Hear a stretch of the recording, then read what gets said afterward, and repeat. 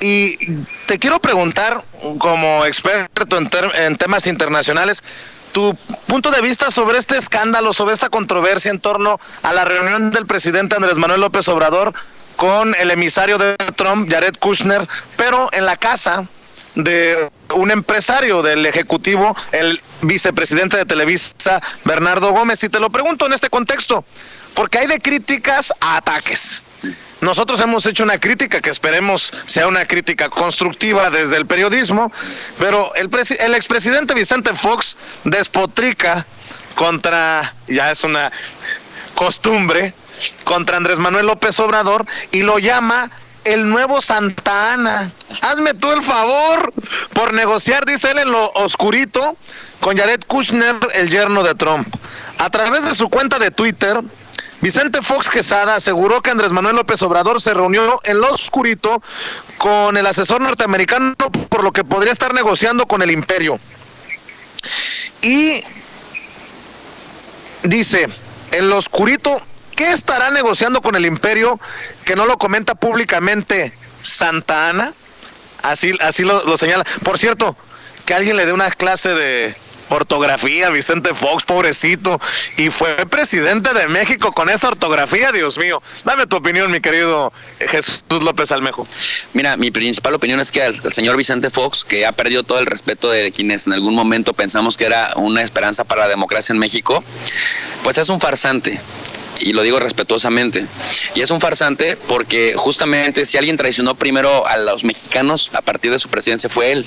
Si alguien traicionó la democracia fue él. Si alguien traicionó la decencia de la política mexicana fue él, apoyando la corrupción de sus hijastros, los Vibriesca.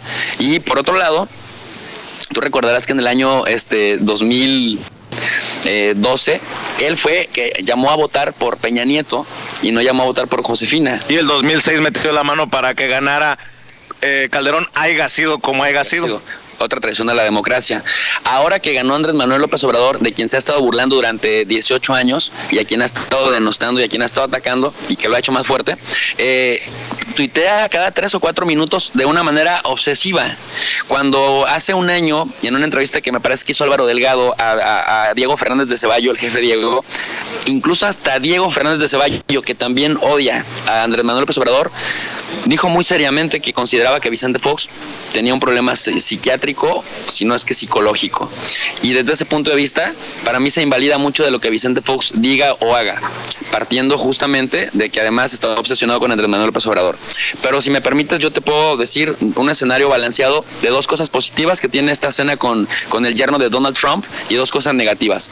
La primera positiva, para ver las cosas en perspectiva, es que si te fijas, Donald Trump nunca ha hablado mal de Andrés Manuel López Obrador, no como humillaba cada 2 días a Peña Nieto, porque le gustan los hombres fuertes, le gustan los hombres que tengan control del escenario político en donde gobiernan. En ese sentido, Andrés Manuel López Obrador le inspira respeto a Donald Trump. Entonces, el hecho de que reduzca la visceralidad, disminuya, digamos, el odio discursivo contra Andrés Manuel López Obrador, ya es un paso positivo. El segundo gesto es que se está enviando no a los secretarios de Estado, que a los que remueve a su antojo Donald Trump, sino al que se va a quedar ahí porque es parte de su familia, como Jared Kushner.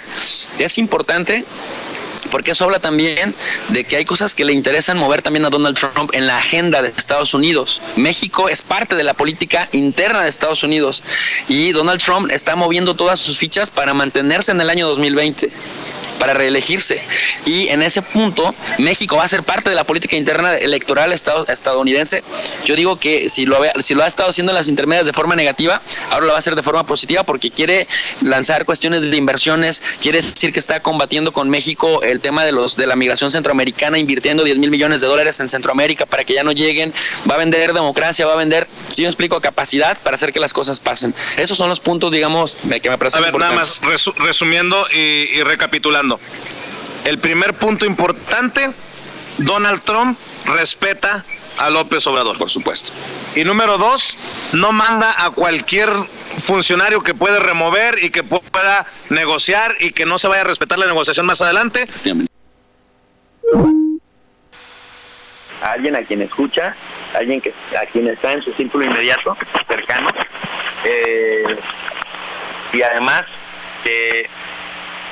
le interesa mover cosas a la agenda en Washington. Esos son los puntos positivos. México va a tener margen de negociación, va a tener margen de maniobra. ¿Cuáles son los puntos negativos? Los puntos negativos es que si no se conduce Andrés Manuel López Obrador por vías institucionales, porque yo entiendo, de hecho, el origen del cabildeo histórico justamente tiene que ver con facilitar y hacer que las cosas pasen de manera rápida y ágil y no tan acartonado como la pauta institucional lo genera. Pero si no marca pautas institucionales, por otro lado también va a generar que quienes lo han criticado históricamente con o sin razón sigan sin contribuir a esa armonía política que se necesita para hacer un frente común frente a Estados Unidos, que no son una perita en dulce y que no buscan necesariamente ventajas para México, sino para sí mismos. Entonces, hacerlo de forma dividida va a ser más difícil mientras no cerremos filas.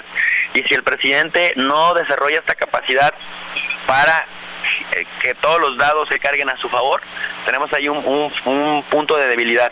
Y en segundo lugar, lo que sí me parece una tragedia, que el presidente Andrés Manuel López Obrador, y mira que lo hemos apoyado históricamente en nuestros análisis, pues esté negociando en casa de particulares de una empresa que ha sido tan nociva para la patria, hablando de este señor Bernardo Gómez. En ese orden de ideas, me parece que tiene que ser más cuidadoso, porque entonces le está dando la razón a todos los críticos que dicen que Andrés Manuel López Obrador es como los demás, ¿no?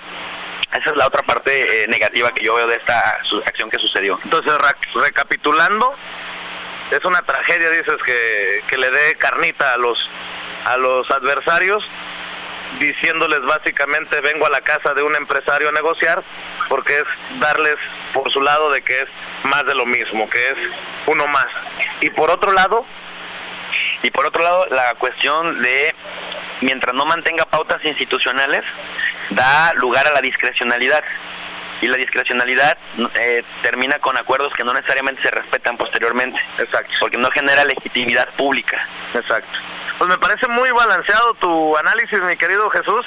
Te encargo que nos presentes a algunos de los ponentes de tus colegas aquí en la UABC, y si me permites voy a ir a la pausa comercial porque también tengo un amigo que quiero presentarles, que ayer me mostró un libro que acaba de escribir y que no le han dado vuelo en ningún otro medio de comunicación, y claro que tenemos que venir hasta Tijuana sin censura para prestarle atención a estos talentos baja californianos. Baja californianos, y no solamente eso, talentos que están aquí, pero que no sé, necesitamos abrir los ojos para tomarlos en cuenta. Voy a ir a la pausa comercial, muchachos, allá en Chicago, y regreso para seguir transmitiendo desde la UABC, aquí en la hermosa, aunque me digan lo que quieran, aunque me mienten la madre, hermosa Tijuana, Baja California, y si no, dense la vueltecita por la Coahuila y después me cuentan.